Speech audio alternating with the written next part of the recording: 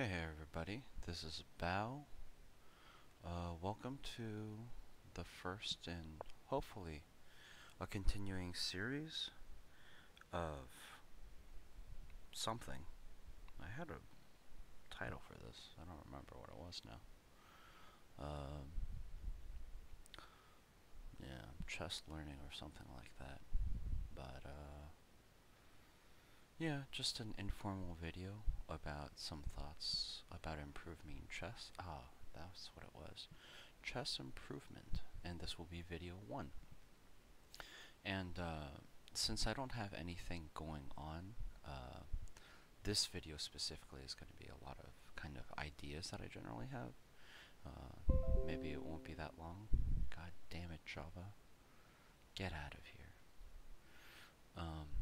I decide to put up some puzzles, and I'll try to talk and do some puzzles as I make today's video. So here we go. Today, for the first video, I wanted to talk about the idea of how I'm going to go about improving in chess. I'm right now standing around 1300 on Lichess, and I've played in only one tournament so far in real life, and I'm around 1300 on there as well, but it was a short tournament with limited pool size, so I think that it's probably a wrong rank for me. ELO wise, I'm probably more of a 900 or a 1000 player. And yeah, I want to get better at chess, and I decided that doing a video series will be more fun than just doing it by myself. It kind of keeps the brain going, and since I wanted to make more video content anyway, I thought this was a good way to get about doing that. That being said, there's been a lot of thoughts in my head about how to improve. So maybe as we go along today, we'll what's the word? We'll kind of explore the ideas I have and then write down the things that actually make sense to me, that seem logical, and things that I might actually try to do as I continue on in trying to better myself at chess. Now that the intro is out of the way, let's try to solve this puzzle. This stands out. That looks like a free bishop. Why wouldn't I just take that? What's the continuation after that? Check, I move, and then he'll take my rook. That's fair. That doesn't look great. Alternatively, I could do this, but that doesn't really do anything. Knight to d3, but then what's stopping the bishop from taking the bishop on g5? Nothing. And of course, let's not forget the nice knight fork that he has on e7. So first we have to figure out how to deal with this e7 fork. There is a potential check here that we have. Rook to f8. King, let's see, rook to f8. King could either go into his cubby on g1 or come out to e1.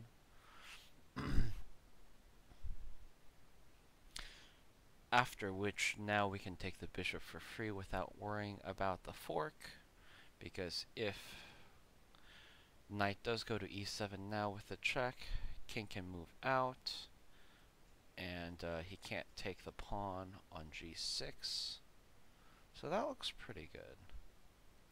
Just a kind of a little in-between move here to get myself out of a potential fork and then go along with my day. That seems pretty good, so let's do that. And there we go. Okay. So the first idea I wanted to think about, and you know, thinking about this, I should have really prepared for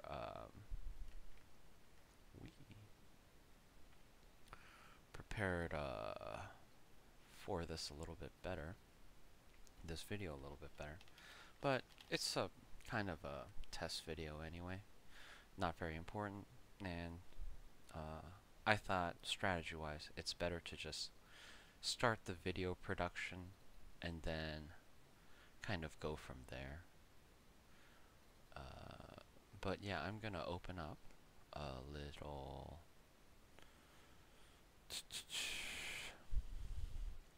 a new page on Google Draft. There we go. And we'll call this Chess Improvement. There you go. Title. Apply title. Chess Improvement. Okay. Number 1. Or actually, let's just make it a journal style, and we'll say Chess Journal. In fact, it seems silly to call it an improvement journal when... there we go. And then we'll start with some basic ideas here. So, let's see. Title case here. Chess improvement ideas.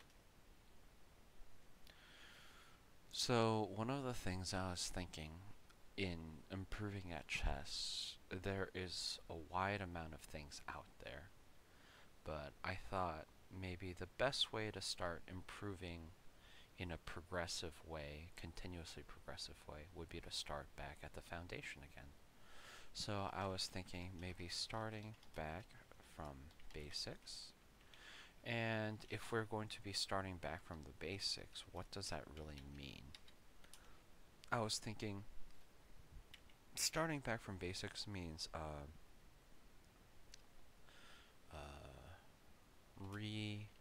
reintroduction to tactics. And off the top of my head, I can think of, you know, double attacks, such as forks. We have pins. What else? What other kind of double attacks we have? We have, well, we have pawn forks as well. I guess saying forks isn't great, since forks and double attacks could be kind of synonymous, right? Because we have knight forks, we have pawn forks, we have bishop forks. So yeah. So maybe I don't have to specify exactly. I think it's kind of common for most people to know. But I guess since I'm doing this for the viewers as well as myself, it's better to be clear. Double attacks slash forks. And maybe my language isn't 100% entirely in line with the community in the labelings, so as I get better, hopefully that'll improve as well. And I forgot that I wanted to do a warning at the beginning of the video. Basically, all of the knowledge that I'm going to go through in these videos, it's most likely 99% false, wrong, inaccurate.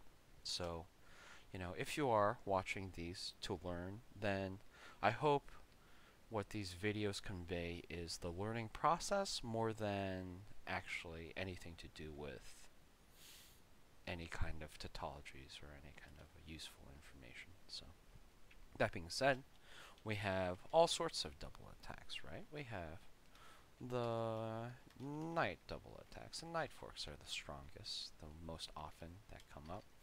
Bishops, pawns, rooks, queens. I mean, yeah, it definitely, we don't need to do that. All the pieces can do double attacks. We have pins and we have skewers, slightly different from each other, but both awesome. In fact, maybe we should say X-ray attacks in general, and pins and skewers would be under that category. And then, of course, we have the Zwischenzug, which is in combination, usually with a tactic of an in-between move. So let's write that. In-between move. Often in combination with a tactic. That's probably the last thing we'd want to cover. And let's see what the other tactics I can think of currently. Oh boy, it's kind of troubling that I can only think of really two types, the X-ray attacks and the double attacks. What am I missing? What kind of tactics are there? Yeah, what kind of tactics are there? Definitely a lack of knowledge in this situation. So I think that's a good spot to improve in as well. So reintroduction to tactics is definitely a key point that I definitely want to star. That's definitely an important thing. Well, that doesn't look good. Let's just do that. That looks a lot better. Let's see. Oh, and I'm sorry for the coughing or the little sniffles there. I'm getting over a sickness, but considering that nobody's gonna see this first video, I think it's okay. So starting from the basics, we're gonna reintroduce ourselves to tactics, and let's say types of tactics. And we'll try to think of, let's say, how do we reintroduce tactics? And the answer would be look for a list of tactics, and then good places to look are Chess Tempo as well as Wikipedia. They have a pretty big selection of tactics. And then we also have we look for a list of tactics and kind of fill out our lack of knowledge. Look for a list of tactics and save ones that seem most relevant and important to me. And we'll look in those two places and then create a way to practice all tactics listed there. And so once we know the list of tactics we want to learn, then we'll find a way to practice the tactics. Book through books like Winning Chess Tactics by Yasar Seirawan. And then there is the Polgar book of like 5,000 puzzles or whatever. And I have both of those. There's also a beginner book, How to Beat Your Dad at Chess, and that just reminded me of another one we can put there, Mates, obviously. But maybe mates aren't necessarily a tactic, but we'll just put it there anyway. And I was thinking this would be a very good one to start with the improvement series with, since it's just basically a bunch of mates of all different types, and I think that's pretty cool. That's a good thing to do. And you know, mates maybe we'll put into a different section of tactics, but I think mates are fine to put in the tactics there for now. And we can add more books. Add more tactic books later. Okay. And then there's always Chess Tempo puzzle sets. We can make specific puzzle sets where we will add on tactics over time. Add, like, start with one tactic, become proficient, add more to set. So I think that's a great way to learn tactics. Chess Tempo puzzle sets, I think, is a great controlled method of doing that. And yeah, I think the better we get at tactics overall in the game, I think that's a great way to get better. So that's the part about tactics, and you know, that's a forever thing, really. You can't ever not get better at tactics. And the second thing in the basics that I want to cover is the idea of principles. Principles of chess in all steps of the game. So we have, when I say all steps of the game, what are we talking about? We are talking about the opening, the mid-game, and the endgame. And there are some ideas have been floating around in my mind. I'm sure if anybody is starting out in chess or curious about chess, they've seen a multitude of principles of chess basics videos out there. And usually everybody covers this one, but oftentimes a lot of beginners have a hard time of figuring out what to do in the mid-game or the end-game. And I don't think there's a very clear one rule fits all for the principles in the mid-game or end-game, or even the opening, really, but I think there is some kind of structure that I could potentially create and then follow. So I guess what I'm trying to say is create a basic set of guidelines to follow, or a set of basic principles to follow for all 3 steps of the game. And after that, well, actually that's it. And then really just practice said principles and update over time. So let's kind of think about what we would try to do in the opening. These are some of the basic things that most videos and resources talk about. Controlling the center, developing your pieces, and from personal experience, I can start adding some more details into this. Controlling the center directly with pawns and pieces, or indirectly with pieces. And then developing your pieces, we can say develop your queen later rather than sooner. Let's see. Knights have more freedom of movement and space control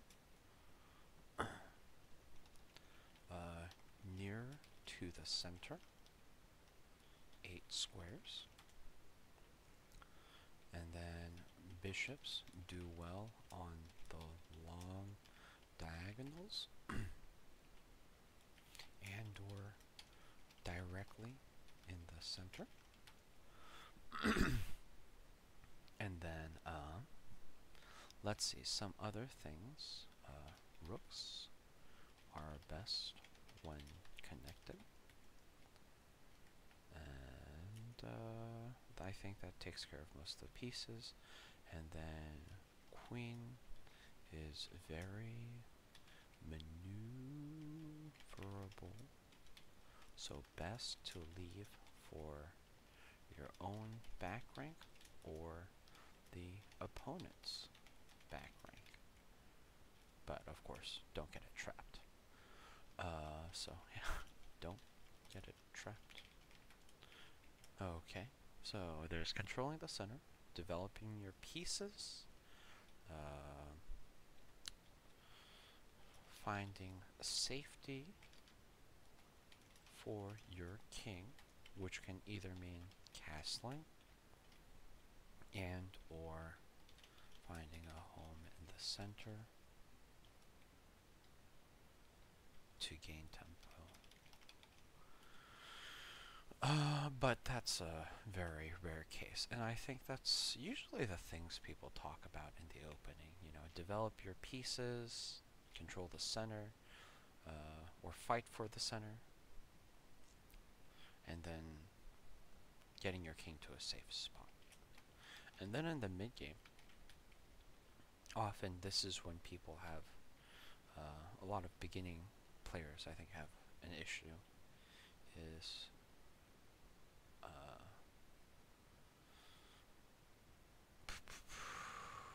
beginners. I'm sorry, I got lost in a different train of thought. Beginners have a hard time after they develop their pieces. They go into a kind of a now what kind of phase. So good things to think about in your mid game is having a strong pawn structure,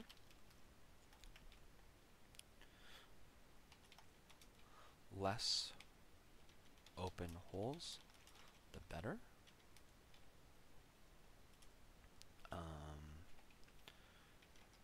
Diagonal chains will create holes, so you have to be careful about that. Having a strong pawn structure.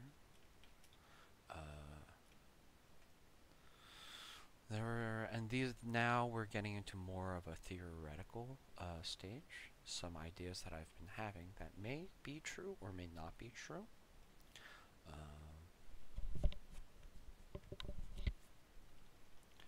Depending on space control and tempo, one player is often the aggressor, while the other would do better to defend. Having a strong pawn structure, and actually inside the pawn structure one, there's another idea. Are we creating an open situation or a closed situation? And there are reasons to choose one or the other, but I don't remember which. There was a video a while back, I think it was a standard game that either Jerry from Chess Network was playing, or I think what's his name? How can I not remember his name? Oh boy. Let me look it up. Ooh.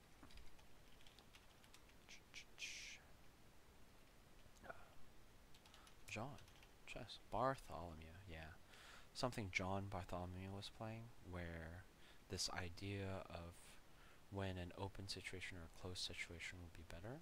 I guess we could Google it up. When is Shokugeki 5 coming out? When is an open situation better than closed in chess? Open versus closed chess games?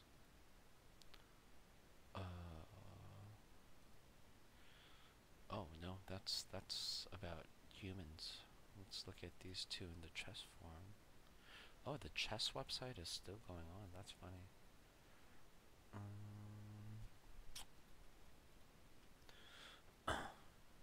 I guess that could be dependent on the pieces you have. That's true. That's very true. Yeah. Just wondering which I was preferred among animals. I got the bottom where I tried to.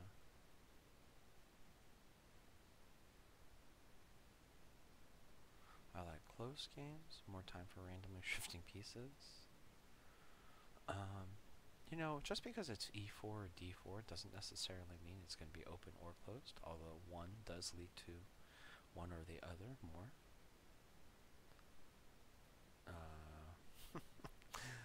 Oh boy, that turned out to be not very useful. Let's see, closed versus open games. Reddit, don't fail me now. I'm relatively new to chess, and I'm currently playing a friend. He's a 16. We all end up playing closed games. With closed games or close games?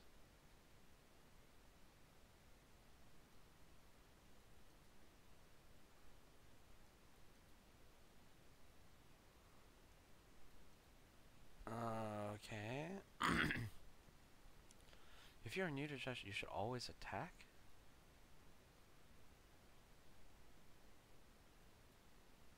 Oh, I don't know if that's true either. Well, okay. Let's see if iChess.net has any kind of information. Log Pawn Center. In close positions, many available plans can be carried out. Plan involve a lot of pawn breaks and maneuvers. One option is pushing pawns and trading them in order to open files. In the bishop we see that black has a bad bishop. Speed. A lot less to worry about your pieces jumping to your side. There's no rush to do. Pieces. Okay, well, it seems like a lot of the information is pretty generic. There are reasons to choose one or the other. For open ones, more possible tactics. Bishops are stronger. More possible movements to... I think more possible tactics kind of answers that. And then on the close side, you have more possible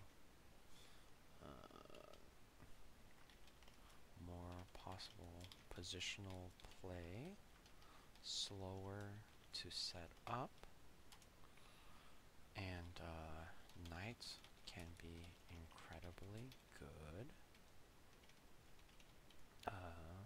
And honestly, for myself, I find defending is a little bit harder for me.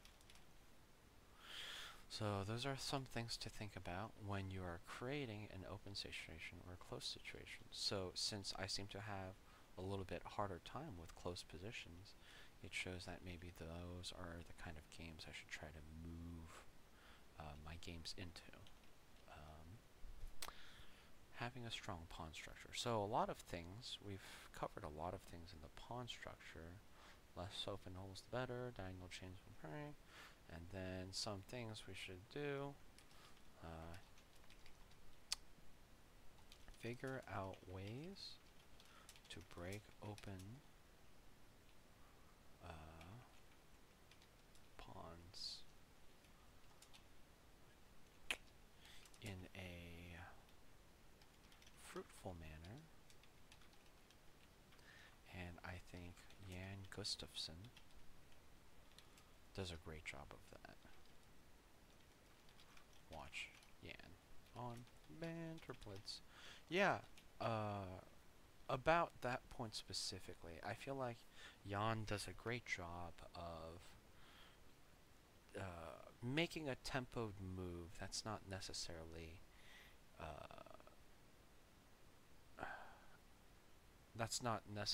related to breaking the pawns, but he leaves tension on the board. He's able to kind of consider the tension on the board in a very kind of nuanced way of knowing when to leave the tension, when not to leave the tension. He definitely is somebody who is more willing to leave that tension on the board all the time, which is pretty cool.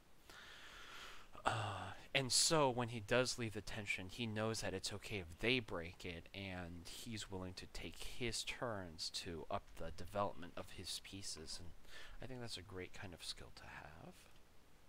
So there's that. And okay, so having a strong pawn structure, depending on space control and tempo, one player is often an aggressor, while the other would do better to defend. Let's see, and so you're kind of moving your pawns around, trying to figure out how to press through something as an aggressor.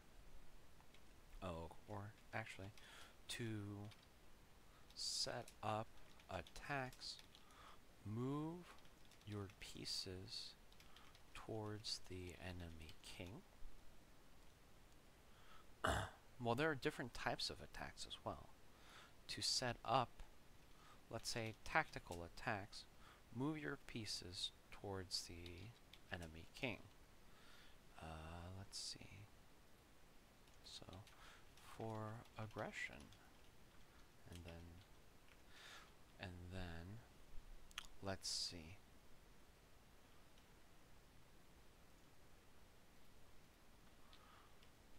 Push pawns on the side of the board where the enemy isn't. So that would be a different way of attacking.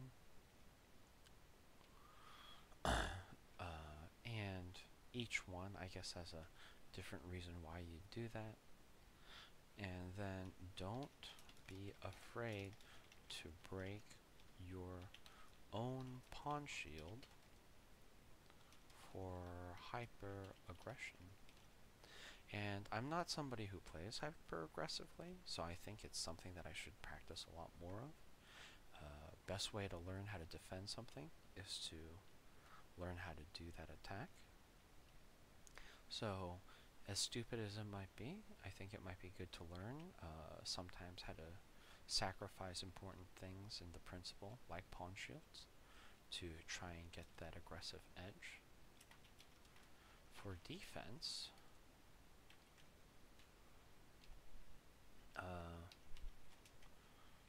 move,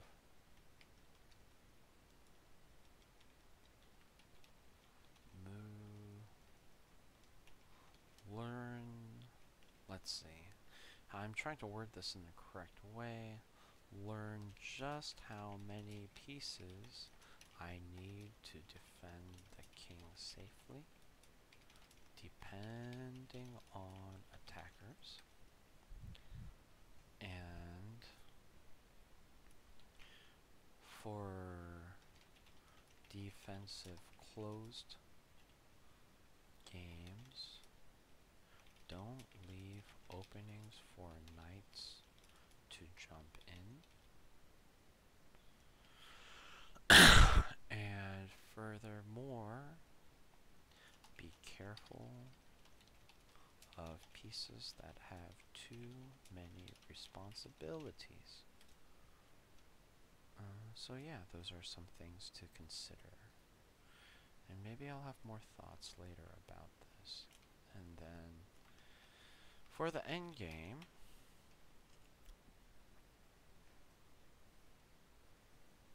so I think with the list of things we've put in the mid-game, there won't be a shortage of things to be doing.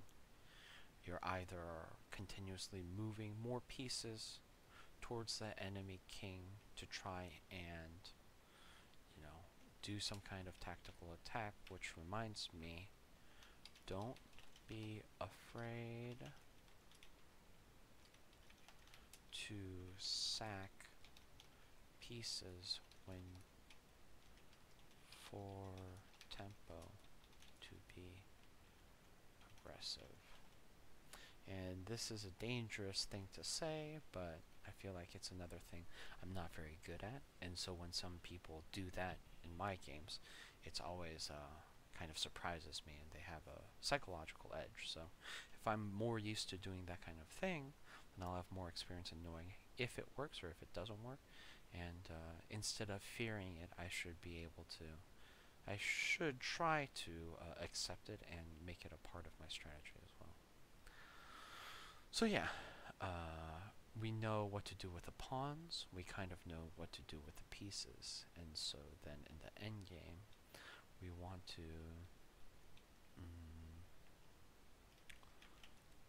try and move the king to the center.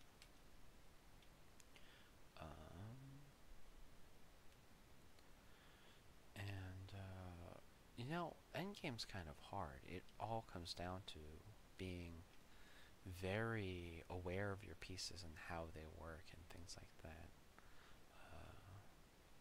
Maybe practice endgame strategy, endgame puzzles. I mean, honestly, there is nothing more important than doing endgame puzzles, I think, to learn, really get a good feel for the pieces. Like watching Capablanca games, it's just always beautiful to see the endgame masters find a list of end game masters to watch games. And let's see. To watch games, do endgame puzzles, and do mating puzzles. Do endgame mating puzzles, such as the double bishop mate or the bishop knight and opponent pawn mate. I think all of those are kind of necessary, although that last one, I think the opponent has to kind of work with you in doing that. So try to figure out the endgame mating puzzles. I think that's really important. And for now, I think that's a pretty good place to stop. We have some principles, and from the principles, I think as we go into details more and more, we'll go into strategies. And some of the things we're writing here are the start of some kind of idea seeds for strategies. But I think for now, this is a good place to stop. And yeah, we'll just come back to the journal over time and kind of clean up the ideas and such. So let's just close that now and go back to this.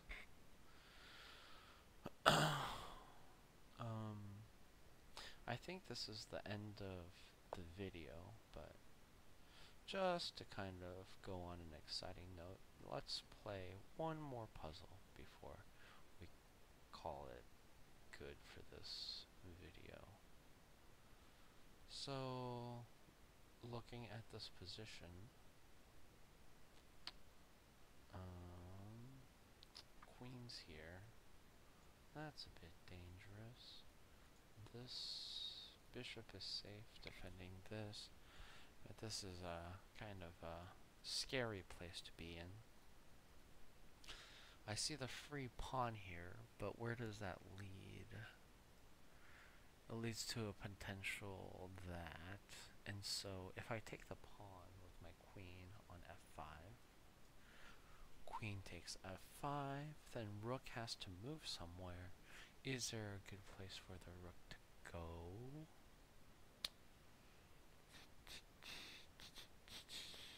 Is there a good place for the rook to go? Yada yada yada. Potentially, instead of having to move the rook, something like knight to d6 could be played, defending the rook that way, but that still leaves the knight a little bit dangerous. I would love these bishops to be pointing at something like this right now, but they ain't. Oh, huh.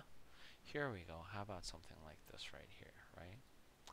Bishop to c3, attacking the queen, while also potentially doing some dirty damage to the king's shield there. What are potential things that can happen? Queen can go here and get taken, get here and taken, get here and taken, get here and taken, so that's no good. Queen's trapped. Okay, so if I go here and do that, then I could potentially take the queen. Rook takes.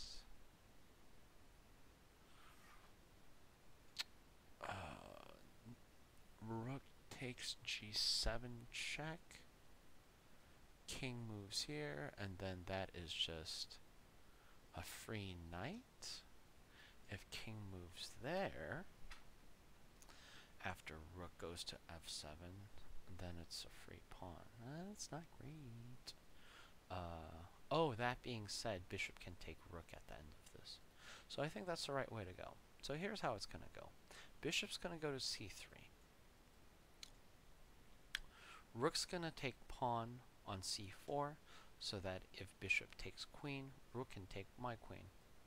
Oh, if that happens, then the bishop can't take. Oh, I'm stupid. Okay.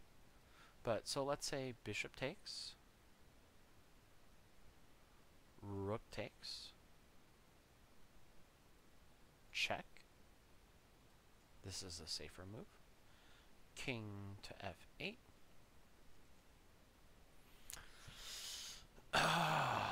And then we have one rook on a white square and one rook on a dark square.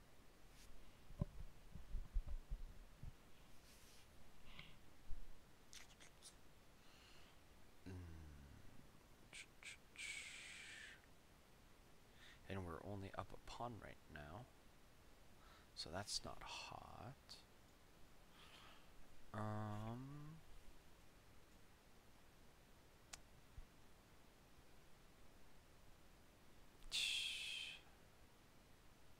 Instead of taking the pawn, we could potentially do something like this.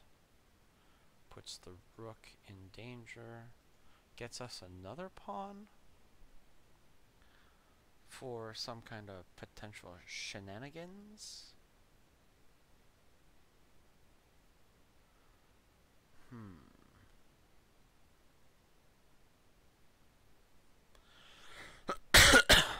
Well, let's come back to this tactic in a bit.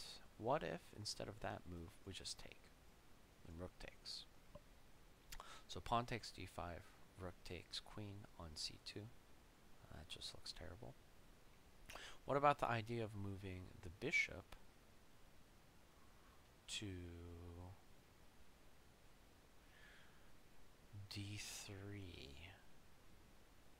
What exactly is the idea here, pal? Oh, I'm sorry. I'm so silly. Okay, so if... okay, so it's a combination of actually both of these moves. That's what the tactic is. So, bishop goes to c3, putting the queen in a dangerous position. Rook comes to take, bishop takes, queen takes rook, king takes queen, and that is the puzzle. So there you go. Or that.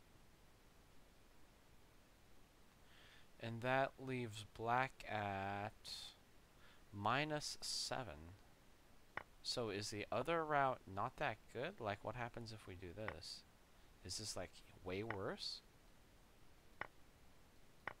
Huh. Oh, okay. Well, the idea was sound, but I didn't realize that the queen was just gonna sack for a bishop. I guess that makes sense. Let me calculate this again. And that, and that, and that. So in this situation, oh yeah, that's more terrible than the other way around, because you've lost a bishop and a rook, or a queen and a rook for just a rook. Whereas in the other one, you've just lost a queen for a bishop, which is like losing a rook. So, yeah, I'm bad at calculating. Okay, cool. Well, we got the puzzle, and it was accurate, and that's what matters, so I'm really happy about that. If anybody's watching this, thanks for staying with me this long for this video, and I think I'll be starting on my next video very soon. So if you're interested, please subscribe to my channel, and yeah, video will be coming out. See you next time.